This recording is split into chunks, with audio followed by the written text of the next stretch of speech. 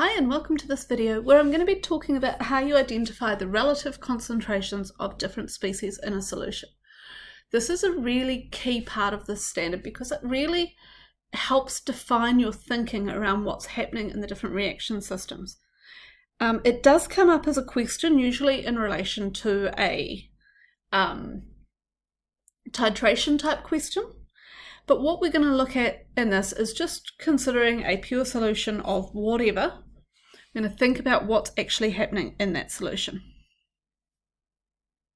So, when it comes down to thinking about any of these systems that we're going to talk about, particularly with respect to acids and bases, and to a lesser extent with respect to solubility, we need to be able to visualize what's happening in this mixture.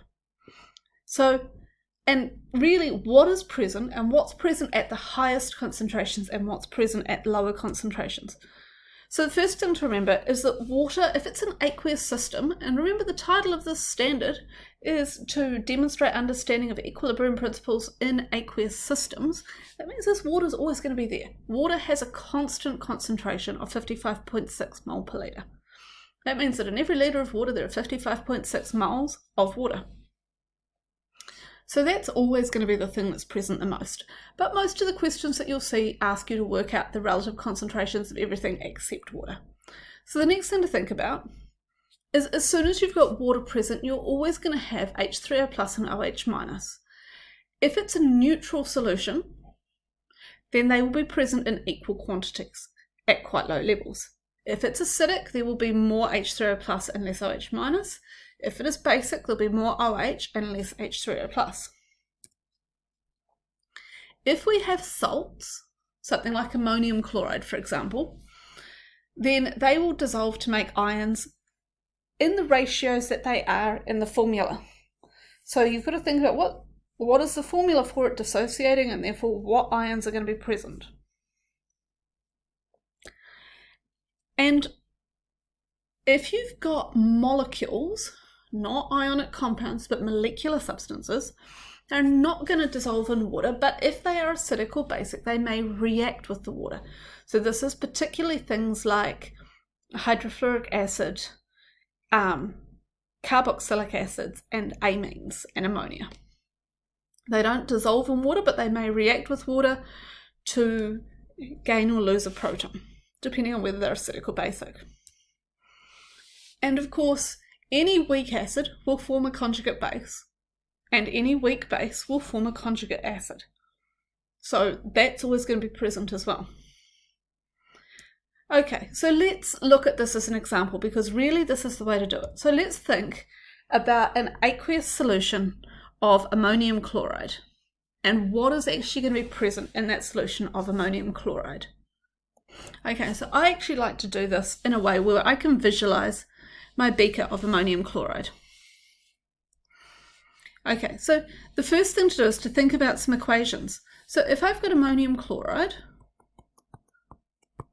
which is a solid, and I put it into water, what's going to happen first is that it's going to break up and form ions. I've got ammonium ions and I've got chloride ions. And so actually in my system here, I've got water molecules, I've got ammonium ions, and I've got chloride ions. Now the ammonium ions and the chloride ions are going to be present in equal quantities, because if you look at this equation, you can see it's a 1-to-1 ratio. Now, that would hold true except for the fact that ammonium is a weak acid.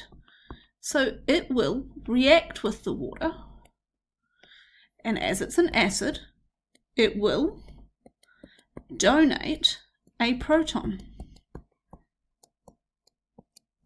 So, because we've got water, we've already got H3O plus and OH minus, and in pure water they would be present in the same kind of concentrations.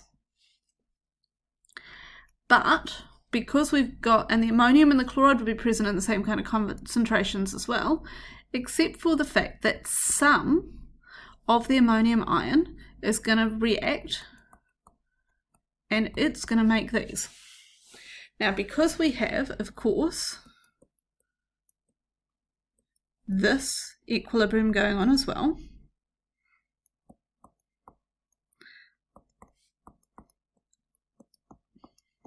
so what we would have had, okay, we would have had water obviously is always going to be present in the highest amount, so that's always going to be number one. But we're not too worried about water. Now these two should be present at about the same concentrations, but some of this is going to dissociate here. So this is going to be the next, and then that one. Okay. So we've got 1, 2, and 3 in that order. Now the ammonium is going to dissociate to make ammonia and hydronium, small amounts. Now they would be in the same amount, but we've got a small amount of hydronium coming from the water as well. So that's going to be next, followed by the ammonia. And finally, the hydroxide is going to be present in the lowest concentration because this is a weak acid, so the amount of hydroxide we're going to have is going to be very low. Okay, so to put that back into perspective, okay, water is going to be present at the highest concentration, and because there's water, there will be H3O plus and OH minus ions.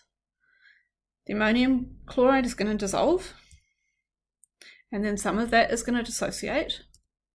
So the order that everything is going to be present, water is the highest, chloride slightly higher than ammonium because some of the ammonium dissociates to make hydronium and ammonia, which are pretty much the same, but you've got a tiny amount of extra hydronium from the water, and then hydroxide at the lowest. So being able to identify this and being able to justify it is something that you should be able to do. And really, it's always that picturing what the heck is going on in my system and what's happening to what things. When you can do that, then you know that you can actually evaluate any question that you come across. And when you can picture what's actually present in your system, then you know which formula to use to do whatever calculation you need to do with it. I hope this has been helpful, and I'll see you in the next video where I'm going to talk about conductivity.